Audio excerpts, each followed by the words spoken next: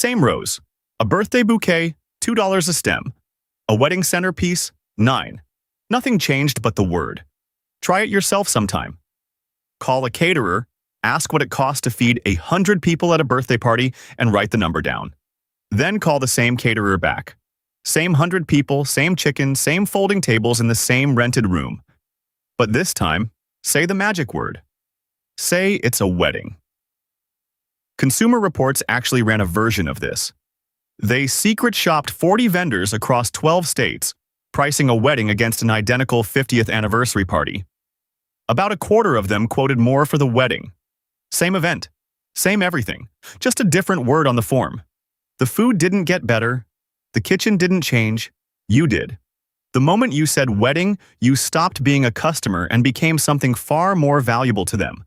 One of the few buyers in the whole economy who will not walk away over price. This is the wedding tax. And once you can see the mechanism, you can't sit at a single wedding again without noticing it. Now, let's be fair to the day itself, because the feeling is not the scam. A wedding is one of the only times a whole room full of the people who love you gathers in one place, on purpose, just to watch you be happy. The light is always good. Someone's father goes off script during the toast and cries. For a few hours, the world genuinely feels arranged around love instead of logistics. That's real, it's rare, and it's worth protecting, which is exactly the problem. Because an entire industry has worked out that a person guarding a feeling that precious will not, under any circumstances, haggle over the price of a chair. You'll compare 4 phone plans to save $8 a month. You will not compare 4 florists to save $800, because comparing feels like putting a price tag on the most emotional day of your life. And who does that? So you don't. And they're counting on it. The White Rose is watching all of this, by the way. Hold on to it. What's happening has a boring, precise name. And the name is the entire trick. Price discrimination. It means charging different buyers different amounts for the identical thing, based purely on how much each one is willing to pay. The airline seat next to you costs triple what yours did. Same seat, same stale peanuts, because that passenger booked in a panic on a Tuesday. A wedding is that same move, cranked to a scale almost no ordinary purchase ever reaches. Because think about who you are, standing at that counter. This is, you've been told your whole life, the best day of it. It happens once. There's no repeat purchase, no learning curve, no second attempt to get the price right. You're emotional, you're on a clock, and you're often spending money that feels like it belongs to the occasion rather than to you. Here's the number that anchors everything. The Knott's 2026 study surveyed roughly 10,000 American couples and put the average wedding at around $34,000. $34,000 for one day. And yes, that's a survey average, and averages get dragged upward by a handful of enormous weddings. Hold on to that, because it matters in a minute. But a seller looking at a buyer anywhere in that range doesn't see a person. They see the highest willingness to pay they'll meet all year. So how do they actually get that number out of you? Not by mugging you, by design. The first tool is the package. Notice that weddings are almost never sold as parts. They're sold as bundles. The venue package, the photography package, the all-in florals and linens package. That's not for your convenience. A bundle is a magic trick that makes comparison impossible. If the flowers, the chairs, and the setup arrive as one lump sum, you can't line that lump up against the birthday party version of each piece, because the birthday party was never sold as a lump. You've lost your ruler. You literally cannot measure the markup anymore, and that is the entire point of the box it came in. The second tool is the anchor. One sentence, dropped early. Most couples spend around. Whatever number comes next, just reset your definition of normal. Say a planner tells you most couples spend $5,000 on a photographer. Suddenly $3,000 feels like a steal, and you feel responsible for being the sensible one who took it. You were never going to spend $3,000 photographing a birthday. But the anchor slid the whole ruler, and now you're negotiating down from a figure they invented. By the way, that $34,000 average I just handed you? The median is a lot lower, depending on whose data you trust, somewhere between $10,000 and $20,000. Which means a huge share of couples spend well under the headline number you keep getting quoted. Once you're anchored, the upsells run on a single fuel, and it isn't greed. It's guilt. Every add-on gets framed as a thing you'll regret not having. Not, do you want the premium bar, but you don't want to look back and wish you'd done it right.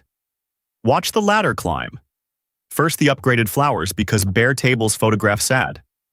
Then the videographer because someday you'll want to hear the vows again. Then the second shooter, the sparkler send-off, the late-night snack cart. Each one smaller, each one sold as the single thing you'll grieve at your own reception. Saying no stops feeling like budgeting and starts feeling like cutting a corner on your own marriage. And walking away is hard because early on you paid a deposit and locked a date. That deposit isn't only their security, it's your exit removed. The money's in, the date is public, the guests are told. Every later decision now gets made by someone who has already committed and can't start over. That's a chair cover. It's a pillowcase for furniture, and it rents for several times what the chair itself does. And here's the multiplier that makes all of it sting. Weddings are priced per head. The Knot puts it at just under $300 a guest, about $284, across an average of roughly 117 guests.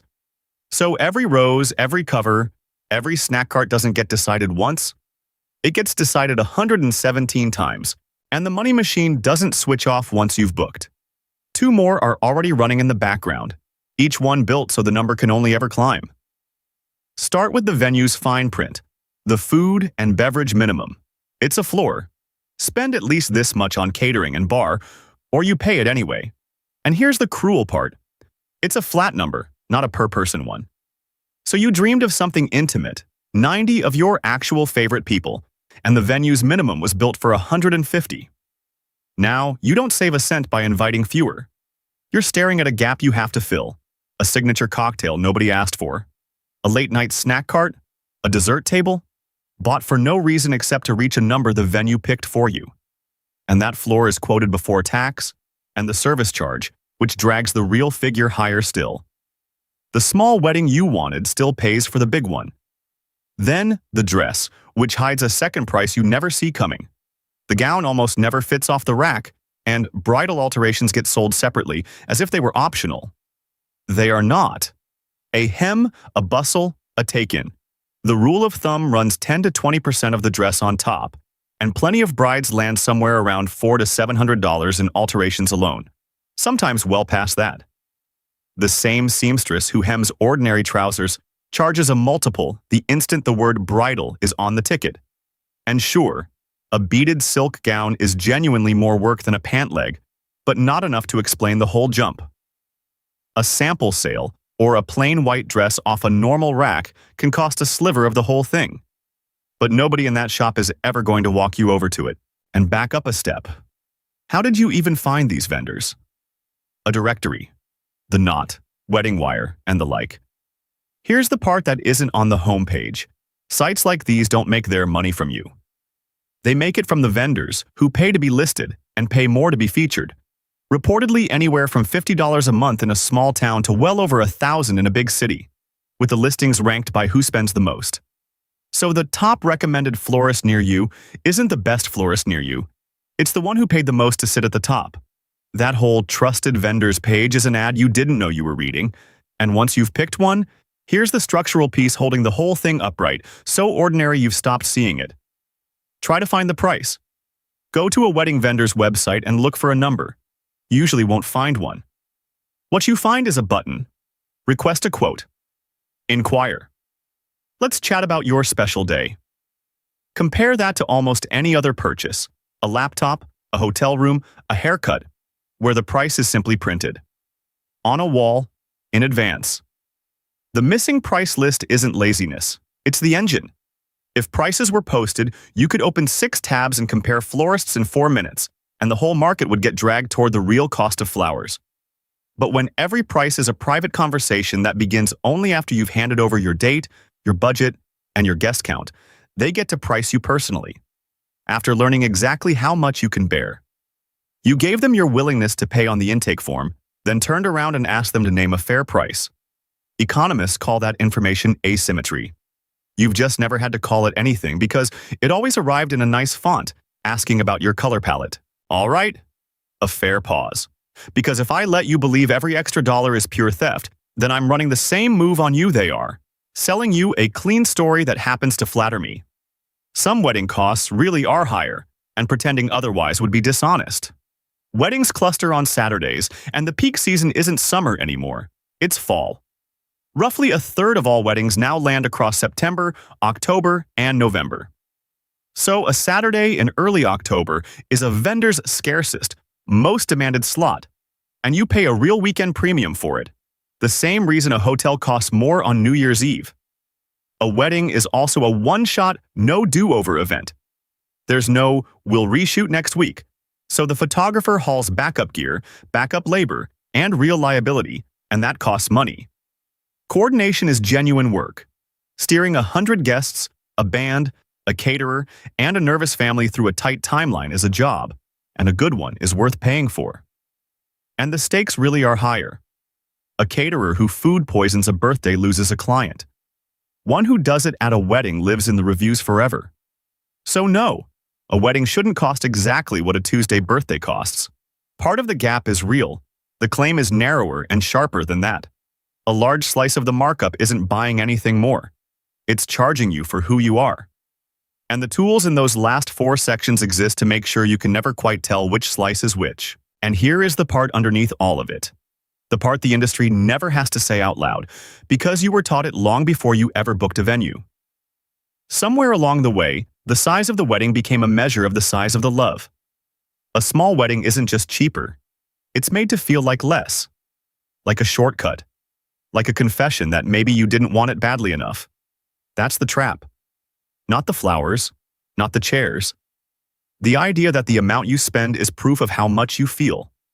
Once that's true, price stops being a number you weigh. It becomes a test you're scared to fail. Cutting the budget stops meaning, I'm being sensible, and starts meaning, I love them a little less than the couple who didn't cut theirs. No vendor has to pressure you. You do it to yourself at 2 in the morning, alone with a spreadsheet. That's the most efficient sales force ever built. It works for free, and it feels like devotion. Okay? Deep breath. Because the good news is that once you can name the mechanism, you can walk straight around it, and none of it requires loving anyone less. Rule 1. Don't say the word first. When you call a florist, a caterer, a venue, you're pricing an event or a party for 100 people. Get that generic quote in writing. Only once you're holding the normal human number do you mention the occasion. And now you can see the markup in daylight instead of paying it blind. Rule 2. Unbundle. Refuse the package. Ask for the pieces priced separately, the flowers, the chairs, the setup, so you get your ruler back and can measure each one against the ordinary world. Rule 3. Step off the peak. A Friday, a Sunday, a January instead of an October, a morning instead of an evening. You're buying the vendor's empty slot instead of their scarcest one, and that weekend premium simply evaporates. And Rule 4, the one that changes everything. Treat it like a project you're managing, not a dream you're surrendering to. You are the client. It's a large event with a hard date. Vendors negotiate exactly that all day long. They'd just rather you never realize you're allowed to. Do those 4 things, and the same beautiful day comes back at a fraction of the number because you paid for the flowers instead of paying for being in love. So here's the whole thing in one line. A wedding doesn't cost more because it's harder to make. It costs more because you're the one buyer on earth who won't check the price. Emotional, on a clock, doing it once, and half convinced that spending less means feeling less. That's not a flower shortage. That's price discrimination in a white dress. Remember the rose. $2 at a birthday. $9 as a centerpiece. $400 once it's an arrangement. And once it's a wedding, on average north of $30,000, even though most couples actually spend far less than that. It was the same rose the whole time. The only thing that ever grew was the word in front of it. And if a wedding can make you overpay on purpose, wait until you see the trick that overcharges you when you're not even trying, the one hiding in your kitchen. The bag of chips that lost 5 chips but kept the same price. The roll of paper towels that got a little narrower while you weren't looking. Same box, same price, quietly less inside. That's shrinkflation. And it's the last one, right there.